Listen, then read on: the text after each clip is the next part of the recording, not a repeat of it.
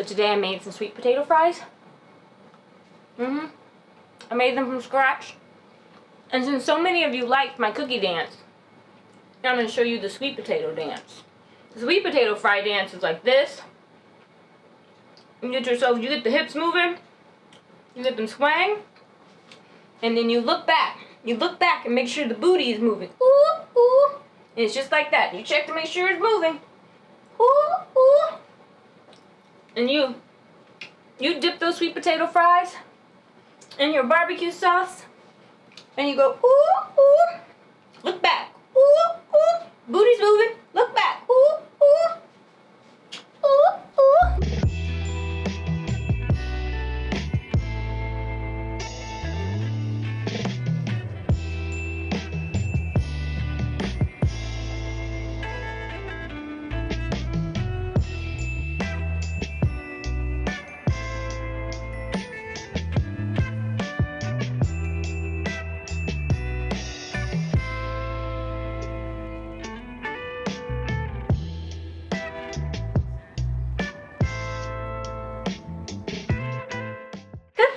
Comment ça va? Welcome to a new vlog this week where I'm going to show you kind of like what I eat in a week here in Paris, particularly because the food is shifting. Obviously it is autumn, so there is a fresh new batch of food that is in season, and this is basically like what I will be eating until spring, summer rolls around again. So I'm gonna start off today with a kale and pear smoothie. I love smoothies, and it is actually, so in the US, I used to get kale. I used to eat kale all the time. Kale is really hard to find in France. It's getting easier. Every year I live here, it's getting a little bit easier, but it's still pretty tricky. And this is the season for kale, so I got kale at the market, so I'm gonna make a kale smoothie. I'm gonna put some pears with it. Pears are another thing that I find are a little bit, oh, I disappeared. Pears are another thing that I find are a little bit tricky to get here, but I do have a guy where I can get pears for a brief period of time, and then I'm gonna put in it some whey protein because that's good for you.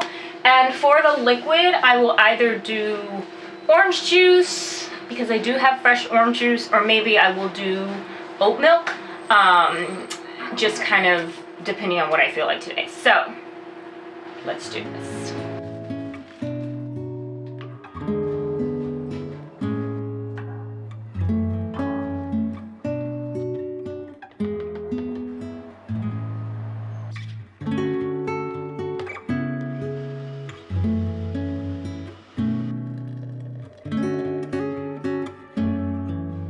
Okay, let's taste this.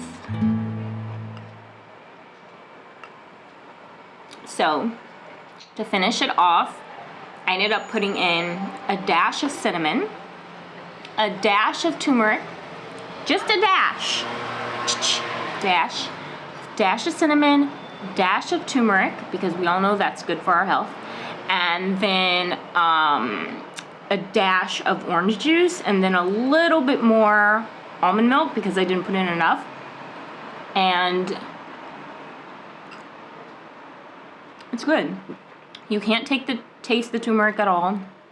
You can taste the cinnamon just a little, but it actually adds a really nice kind of sweetness with the oat milk and the pear. So yeah, this may be my newest green smoothie recipe.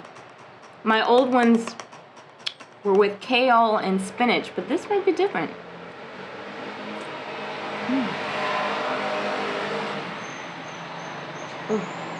The cinnamon, you get the cinnamon, it just hits just right. Oh my gosh, it's so good. This is the best one I've made yet.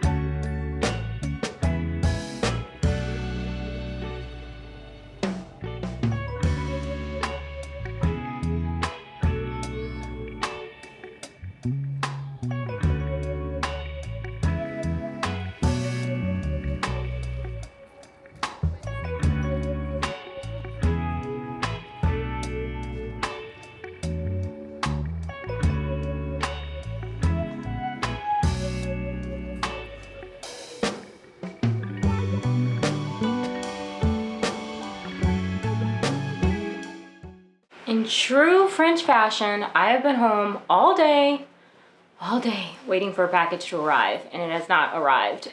But what I'm doing is I'm getting dressed as if like the package is going to arrive, and I feel like this will make it come. So I'm just gonna put on my outfit and we can chat just a little bit. So I sent my brother a message and I was like, dude, I'm noticing that I'm getting a little bit of pudge. Sir, what do I do? And he was giving me this long list, and he was like, oh, you need to be more mindful about your food and what you eat and when you eat it, blah, blah, blah. And I was like, well, I already do all of that. You know, the food in France is like much healthier, et cetera, et cetera. And then he goes, and well, you know, also you have to cut out your sugar. And I was like, oh, skirt, not today, Satan, get back. And he was like, yeah, that's really what you're gonna have to do. You're gonna have to cut down on your sugar. It's like, bro, I just found a grocery store near me that sells the plain chocolate M&Ms, which are my favorite. Like, they're my favorite. And he's like, you have to cut out the sugar. And you all, the number one thing, my number one weakness is the candies and the cookies. And in this country with all the delicious desserts, I have a sweet tooth. And it really broke my little heart that he said that. It really genuinely did. So I have decided that what I will cut out is I will cut out my dragibus, so my bonbons. I will get the chocolate M&Ms once per quarter, no more, once every 3 months. But I will still eat the cookies. I will make the cookies and I will eat them. I will make the cupcakes and I will eat them. I will make the cakes and I will eat them in the pies, because, you know, I only get one life, and that is that. And you know what? Sometimes in my dreams, I go to this wonderful place where there are cookies, and I can eat all the cookies in heaven that I want. And that's what I imagine heaven is going to be. It's going to be a place where I can eat all the cookies that I want. Okay? So, you know, interesting enough, I already eat healthy. My only weakness, I eat healthily. I don't eat after like 9 generally, because it's just really bad for you. You don't have enough time to fully digest your food before bed. And then I really don't drink that much. So my biggest flaw is the sweets. So we will let go of the bonbons, but we will never let go of the cookies. Okay, so with that said, here, let me show you the look. So this bag is my Floron bag. Hold on. There's like so many clothes over here. This is my Floron bag, and then my shoes, I'm wearing my Repetto ballet flats. And then this jacket is from a Spanish brand, I believe, called IQ Collection. I'll make sure I link to it. Everything will be in the description box. But this is it. Darling, this is the look. So, do we think the phone is going to ring in the next 5 minutes now that we're dressed and ready to walk out of the door? I think that's how it works, okay? So let's get moving. As we get close to the door, I guarantee you the phone's gonna ring. They're gonna have the package, and then I'm gonna show it to you.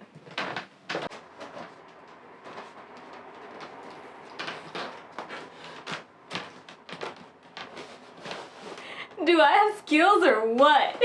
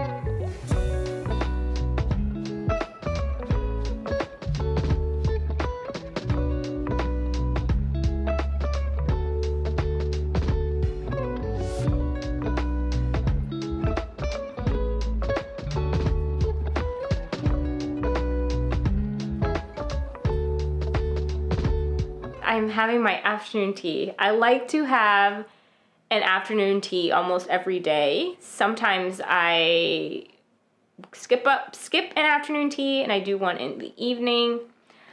But you know, the problem with doing the evening tea is that you find yourself having to go to the bathroom late at night. And one of the things I always do is I serve let me show you how I serve it to myself. I serve it to myself in this little silver tray. So yeah, I got this little silver tray when I went to visit my friend in the Loire Valley. So I really wanted a little silver tray to serve my tea on. That's what I do. And then this mug, I was given this mug as a gift when I lived in the US. So yeah. I have been thinking a lot about, you know, a lot of the stuff that's happening in the US. And, you know, obviously, even though I'm not there, I'm still very much connected to it. And it's just like, when is there an end to this craziness? Is there an end to the madness? Because you see your family, you see your friends, and yeah, you know, it's still your country, right? But one of the things about it that's so interesting, living abroad, you know, these friendships abroad, I have to do a video on this. Friendships abroad are just, they're very different. They're very, very different because you have a cultural divide, a huge cultural divide that you don't fully even recognize, right? Because the thing is, all of our views of all these other cultures, they're shaped by the things we see on TV. They're shaped by, you know, the things we see on social media. They're not necessarily shaped by the reality unless you've actually lived in that culture. So, right? I mean, think of, I don't know if you've seen it, but that Simpsons episode, that Simpsons episode where Bart goes and stays as an exchange student in France. And, you know, they care more about the fact they were putting antifreeze in the wine than the fact that they made Bart sleep with the donkey. You know, so, right, that shapes our view of France. You know, Madeline, loved Madeline. That shaped my view of France. So there are all these things, right? And you no longer have this shared cultural kind of foundation and understanding. So your jokes don't fully make sense. And, you know, childhood references. You can't reference something and have someone be like, oh yeah, I remember that show. Like, they don't know what you're talking about. Or if they did see the shows that you saw as a kid, you know, those shows shaped their views of America. So now they have these kind of like warped view of Americans, right? Like, one of the views of Americans is that we're all rich. One of the views of Americans is that we all have that kitchen. You know the 90s sitcom kitchen. It was the big, you know, the open plan with the island. It looks, you know, like it looks very upper middle class. I mean, come on, like it's like Step by Step or something like that. Fresh Prince of Bel-Air, you know, Cosby Show kitchen, right? Like, that's what they think of, you know, an American kitchen is. And, you know, it's just, they have all these views on America that aren't accurate. And so often you find yourself in discussions and you lack that cultural foundation for the discussion. So then all of a sudden you might be bopping along in a conversation and then they'll throw something out at you and you're just like, wait, what? Like, no. That's not cool. That's not cool. Where'd you hear that? Where'd you learn that? And inevitably it's from like what their image is of America and not what America actually is. And then you have to spend like all this time trying to explain why their image is wrong, but they've seen it on television, so they think it's real. It's interesting. It's interesting having friendships abroad. It's interesting living away from your home country. It's interesting not having, you know, a shared cultural understanding. I don't know if that's the right way to say it. It's just, been an experience, and there are times when I feel like, you know, am I ever going to find solid community? Because, or is my community just going to have to be people who are Americans? In which case, I feel like that defeats the purpose, right? But these are all things that I've been thinking about a lot lately, just in terms of relationships and people and, you know, what's happening in the US and how to process all of that being afar.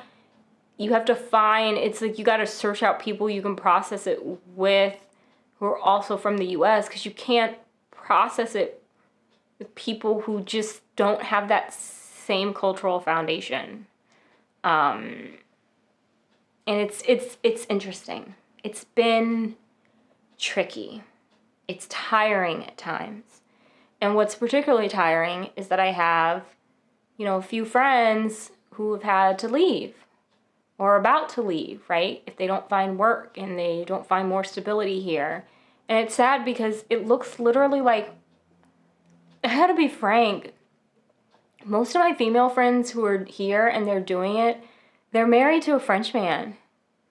Those are the women who I see constantly who are able to stay and who are able to not just stay, but like who thrive and are really able to make like huge strides. And that also creates in me like this sort of panic of like, does this only work if you have a man? You know, so that was like 3 thoughts all woven together, but they are all sitting in me as I sit here and enjoy my tea.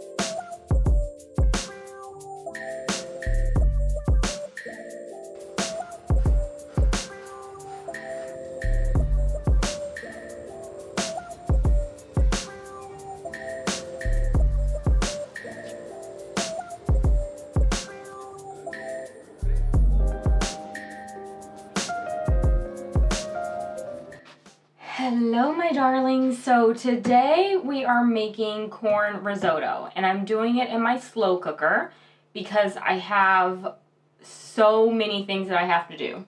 I have Bible study tonight. I have not listened to the podcast, so I'm going to have to listen to that while I cook, and then, and I want the food to cook and whatever while I'm doing that and some other things, so that's why I'm not going to do it traditional. I've made tons of risotto. I'm an expert at risotto on the stove and the Instapot, but I have never made it in a slow cooker before, so that's new. I've also never made corn risotto, but I got this recipe off the New York Times website, and I really want to try it because it's kind of interesting to me. Instead of using onions, they use leek, so poireau in French, and also they had corn at the market, which I love corn. You all know how much I love corn. I'm always talking about they never have corn at the market, so they have corn. Technically, you only need 2 ears of corn. I'm going to use 4 because I want it extra corny. Get it? Extra corny. Okay.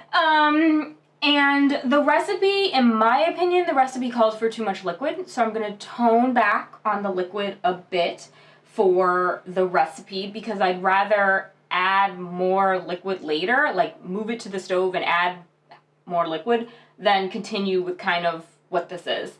And then a couple things to note. The recipe also calls for cream. Part of what it said, someone said, is that you can actually use the corn, and if you mix some of the corn in the blender, you can actually get cream that way. So I'm going to do that as well. So I may not use the cream, but I want to show you this because the recipe does call for a little bit of white wine, as most risotto does. And in France, they sell these little itty bottles of wine that are specifically for cooking, and you can buy them either in a pack of 6 or you can just buy one each for $1. And I really like this because it's like you don't have to buy a big bottle of wine. You just buy like a little itty bitty bottle for cooking. So I'm gonna chop up this leek really quickly. I'm going to shave off this corn. I'm gonna get everything into like little staging bowls, and then I will throw everything into the slow cooker. You are currently sitting where the slow cooker is gonna go, because that's where the outlet is, but I'll throw everything into the slow cooker, and then I will, we'll let it cook. So this is the first time. And also, just so you know, I don't know if I've told you this, but this is how you make chicken stock in France. You use bouillon, and you make it like this. So I'm gonna do this chopping, get everything chopped and sorted, and make my chicken stock, and we'll go from there. Yeah.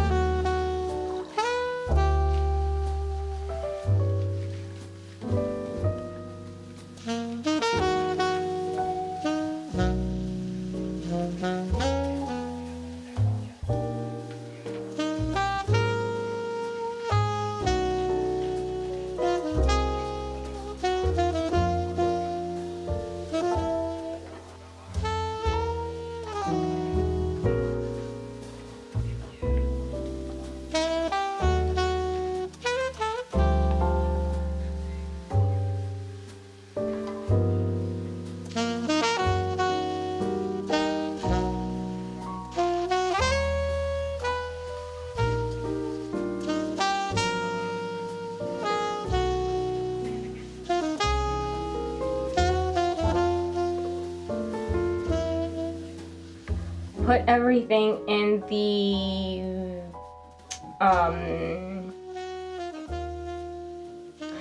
I put everything in the slow cooker except the corn. The slow cooker recipe said it needs 2 hours to cook, so I'm gonna do 1 hour without the corn, and then I'm going to do the last hour or last 45 minutes with the corn, because you're supposed to add the corn.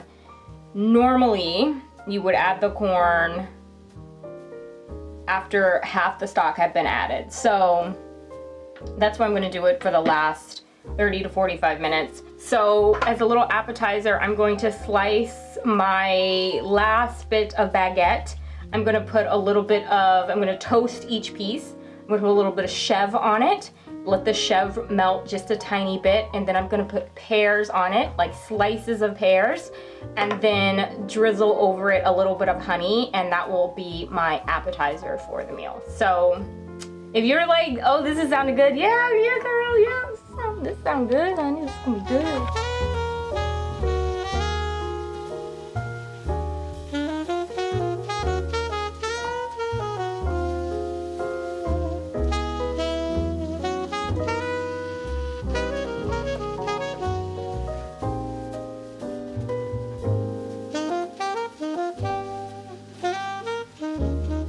Okay, let's do it.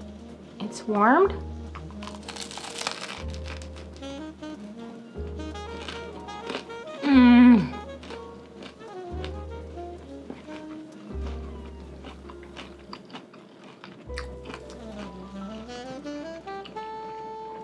This is so good. You know that risotto that I was making for you and I was gonna show to you last night? So I didn't finish it before my Bible study started. And so as a result, I literally had 2 spoonfuls of it, and then I put it away and went to bed. So I'm going to actually finish that dinner right now. Oh, there's stuff in my glasses. Okay. All right, that's better. So what I'm gonna do is I'm gonna reheat my risotto, and then to finish it off, I'm going to pair it with a piece of cabillaud, which is cod, and I am going to cook the cabillaud and then also reheat the risotto at the same time. And I can do it because this oven is so cool. It's the Smeg oven, and it has this fan option. I don't understand how it works, but you literally can reheat something and cook something at the same time. So that's what I'm going to do. So let's do that real quickly.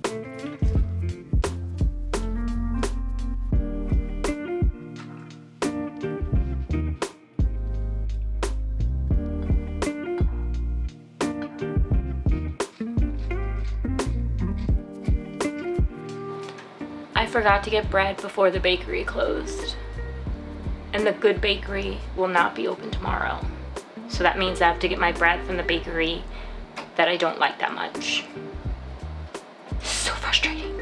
My first world problems.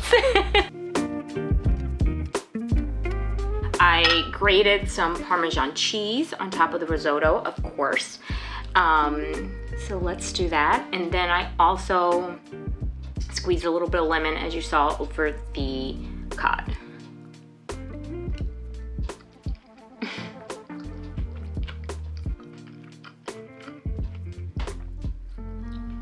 Super good. Slow cooker risotto is the way to go. I will make my risotto like this from now on. I'm gonna finish eating this. I hope you've enjoyed this video and getting to see what I eat and a little of what I do in a week in Paris. Take care. Stay safe. I'll talk to you again soon. Bye.